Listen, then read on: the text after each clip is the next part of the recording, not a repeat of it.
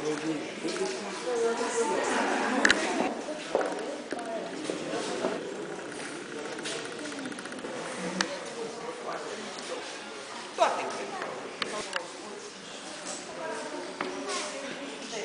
Cinema Studio și la Cinemateca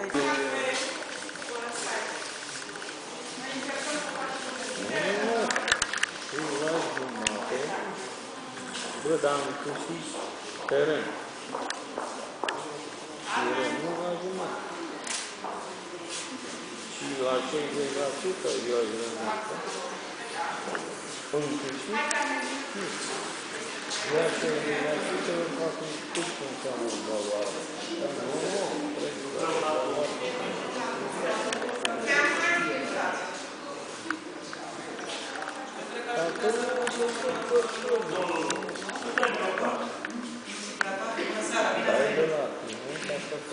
Unii dintre voi v-am mai văzut la ICD și sper să vă mai văd și în continuare. Am ca și prima colaborare în ICD-ului cu Universitatea Națională de Arte și mulțumesc foarte mult. Și noi mulțumim. Așadar, răzniți, vedeți că acum se fac listele de proiecte pentru ICD-urile de străinătate pentru anul următor. Deci www.icr.ro și dacă aveți idei, e cazul deja să le trimiteți. Direct către cei de acolo. Apoi ICR-ul mai lansează o serie de call for applications. Deci proiectele 2013, o leacă mai complicată, cu un regulament mai complicat, dar profii voștri au experiență, așadar îndrăzniți. Eu sper să mai veniți aici, să permițim la bun. Vă mulțumesc încă o dată. Și am să o rog pe Ana, pe prietenul Ana și pe prietenul de la Universitate să prezinte și vă felicit foarte mult pentru proiectul pe care le aveți. Bună seara! Bine ați venit! Mulțumim! Suntem la al doilea eveniment cu cartea obiect. Am mai avut unul, dacă nu mă înșel, acum 3 ani de zile, cu seria care a terminat. Și o să mai venim și o să mai facem.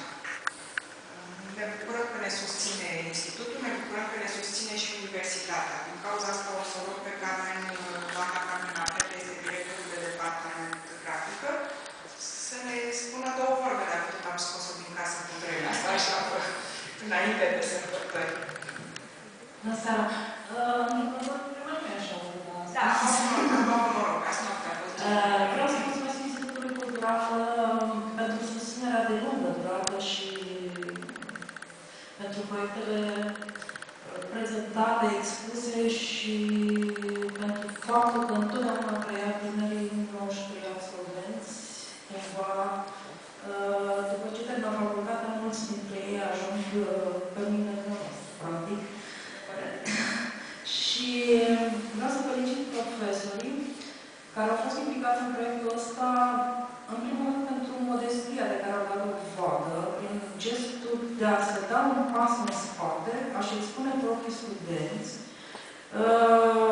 Poate, nu știu dacă e chiar foarte bine să expune o lucră asta, dar, de exemplu, colegul meu, Florin Stoici, are expoziție în holul facultății. Mai modest, mai retrax, iar studenții finaliți sunt expuși aici. Titlul expoziției poate să sune puțin nu pretențios, dar când spui lecție de artă, ca ceva predat, spus de către profesor, de data asta cei care spun ceva sunt studenți. Iar lecția lor este valabilă și pentru cei care sunt mai mari decât ei, adică pentru artiști, pentru că ne-am reușit cumva să dăm sfaturi noi.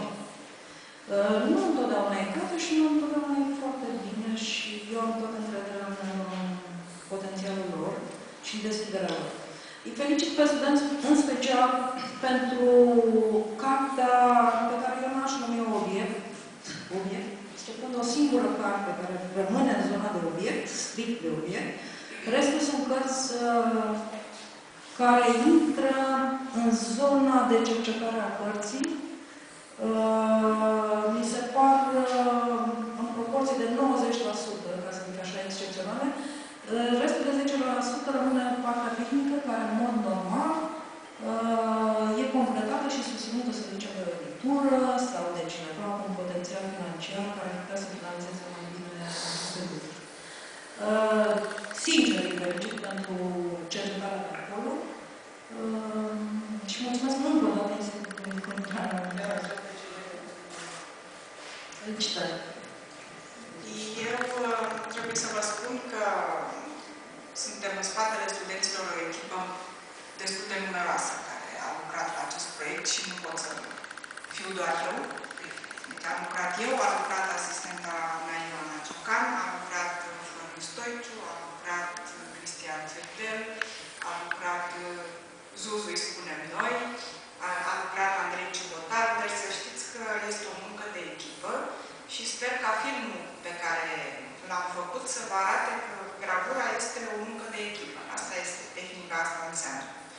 Pentru că ei sunt adevărații artiști și adevăratele vedete în această seară, îi rog, știți cum este cu ei, dacă îi punem să vorbească, ori să se rușineze, dar numele trebuie să-l spună ca să-i cunoașteți.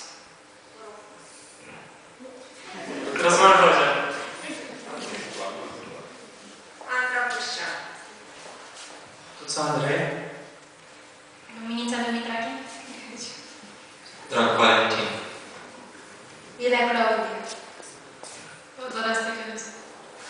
Mihai Rostocolovski. Monica Nicescu. Cristina Voicu. Radu Poc.